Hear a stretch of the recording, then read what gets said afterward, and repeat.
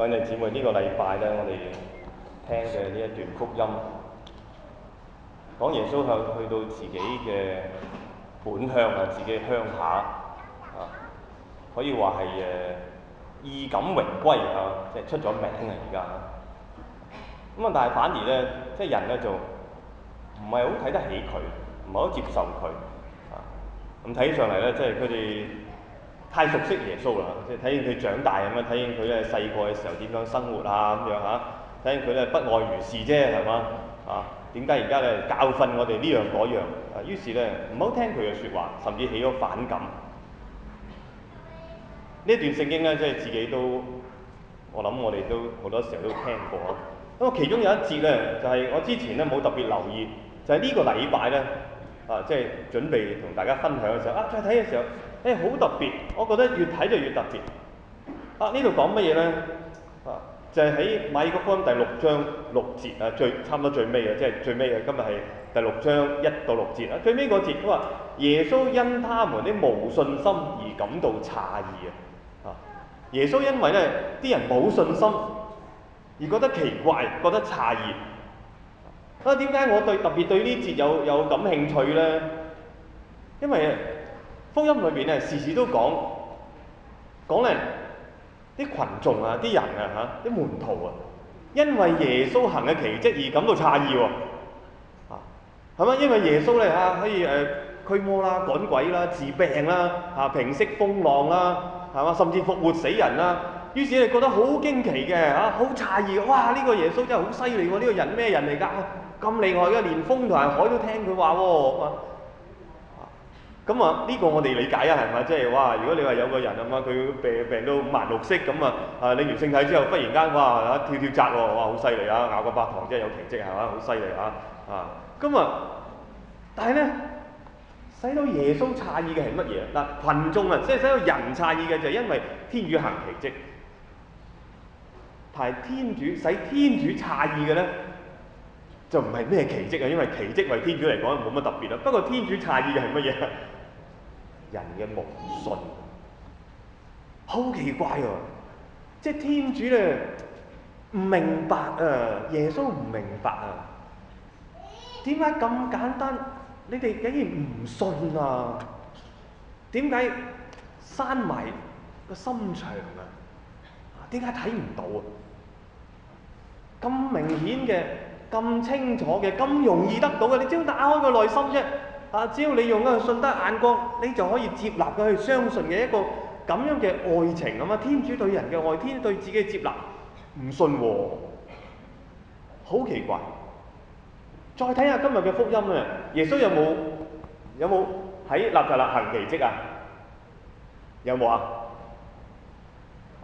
各位兄弟姊妹，好似頭先范神父讀嗰段福音，係咪讀得唔清楚咧？你哋真係太過分啦！耶穌有冇行奇蹟啊？喺納匝肋，有啲人話有，有啲人冇。但係你睇清楚喎，你真係睇喎，係有喎。小朋友講得好啱啊，係有㗎真係有喎。佢使少數幾個病人喺嗰度覆手咧，治好佢哋喎。喂，呢個係奇蹟嚟㗎不過納匝肋人唔當一回事所以耶穌有行奇蹟不過佢哋唔理冇咩興趣冇睇到最深嘅意義各位姊妹，我哋每個禮拜翻嚟聖堂，會唔會有時都不外如是啦，都係咁啦，係嘛？日日個禮拜都嚟啦，咁呢個禮拜又嚟啦，唔嚟好似周身唔聚財咁喂，淨係咁樣唔得喎或者見翻啲朋友係嘛？啲幾廿年咁然後一齊去飲茶咯個禮拜都係咁噶啦。我哋要睇到耶穌喺度喎睇到佢嘅力量喺度睇到佢嘅愛準備好要俾我哋佢嘅説話要帶嚟安慰帶嚟力量佢一陣嘅聖體聖血咧要滋養我哋俾我哋行人生嘅路咧充滿住力量，充滿積極，充滿喜樂。我哋唔好無信，以致到咧天主都詫異當然呢份信德咧，即係時時都要不斷提醒自己啊，有時需要其他人彼此提醒啊，係需要咁樣。因為點解咧？因為特別咧喺我哋無力嘅時候啊，受到一啲困難啦、挫折嘅時候，我特別唔容易咧睇到天主嘅愛啊，睇到天主嘅臨在。不過今日嘅另外兩篇嘅讀經啊，第一篇讀經《厄則克耳先知書》，同埋第二篇聖保祿嗰度，你講乜嘢啊？喺軟弱之中咧，天主嘅力量先至彰顯喎。如果我哋自己以為自己咧好叻啊，我好打得啊，係嘛？我樣嘢都掂啊，真係嘅喎，我哋唔會轉向天主，我哋唔會祈禱嘅喎。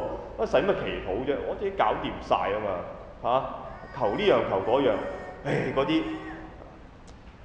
咁講啦啲苦語即係咁樣話，即係呢個説話唔啱嘅，我即係引用啫即係嗰啲冇能力嘅人，嗰啲軟弱嘅人係嘛？咁求天主，我哋唔怕，我哋自己做。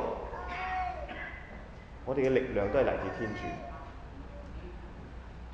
而且咧，我諗生命裏邊有時會遇到一啲嘢係我哋預期唔到記得好幾年前咧，有一位太太都50-60歲啦，自己佢都年紀即係唔係話好年輕一次嚟揾我傾偈，神我覺得好攰啊！我話唔係啊，你平時好積極嘅喎，你做好多嘢喎，喺堂區幫手呢樣嗰樣。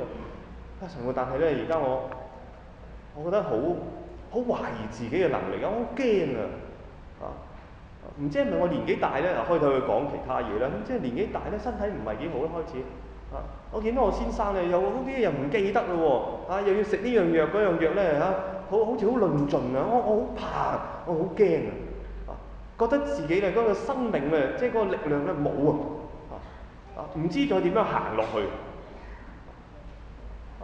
即係傾落，我覺得好奇怪，點解平時見到佢好似好積極、好活躍嘅，但係當佢打開自己嘅內心嘅時候，佢發覺即係佢會話俾自己聽咧，係咁無助、咁軟弱咧。當我再傾落去嘅時候，佢好坦誠咁話俾我聽，喺佢10幾20歲嗰年，佢爸爸自殺離世。佢爸爸嘅離世咧，對佢好大打擊喎，唔單止淨係自己父親離開呢個世界，而係因為佢爸爸自殺於是點佢好內疚佢覺得自己點解嗰陣時睇唔到爸爸咁痛苦睇唔到佢嘅困難好似自己冇用冇做到個女應該做嘅嘢所以一直以嚟嗰種嘅自責嗰種嘅內疚喺佢內心裏邊當佢後生嘅時候咧，佢用好積極嘅要做呢樣做嗰樣，要證明自己啦，我可以做到嘢。但係而家佢年紀大啦，又睇到自己嘅先生咧，又年紀大啦，開始佢喺佢先生嗰個影子裏邊咧，見到佢爸爸佢驚係咪我又幫唔到佢咧？係咪我又冇用咧？各位弟兄姊妹，生命裏邊真係好多遭遇咧，我哋諗唔到㗎，唔係我哋想㗎，有時候就係咁樣發生，就係咁樣發生。我同佢講，我冇咩辦法幫你，不過我知道耶穌明白呢啲一切你去祈禱，你話俾佢聽唔使怕，你完全話俾佢聽，你求耶穌幫助你，然後話俾佢聽咧，請佢照顧你爸爸。然後你同爸爸講嘢，爸爸唔係就係咁樣離開呢個世界，呢個係我哋信仰嘛。我哋信仰真係好我哋嘅信仰係乜嘢？係福音福音係咩好嘅信息如果我哋冇呢個信仰咧，我哋以為呢個世界嗰個離開冇啦，乜嘢都冇啦，唔係冇錯，爸爸係自殺，不過我哋唔知道係咪天主會有佢嘅方法拯救佢，幫助佢我哋就將呢個自己心愛嘅呢個父親咧話俾天主聽，交託俾佢，係得㗎，各位姊妹係得㗎，只要我哋有信心，只要我哋相信佢，喺我哋軟弱之中咧，天主嘅力量呈現出嚟嘅喎。如果我哋唔打開自己嘅內心咧，天主嘅力量嚟唔到啊！以至到咧天主都驚訝，哇！點解咁都唔要啊？呢個弟兄姊妹唔係咁樣。今日我希望咧，我哋能夠背誦一節嘅聖經金句，就係保祿咧喺第二篇讀經裏面所講嘅，好靚嘅一句嚇，格林多後書12章9節。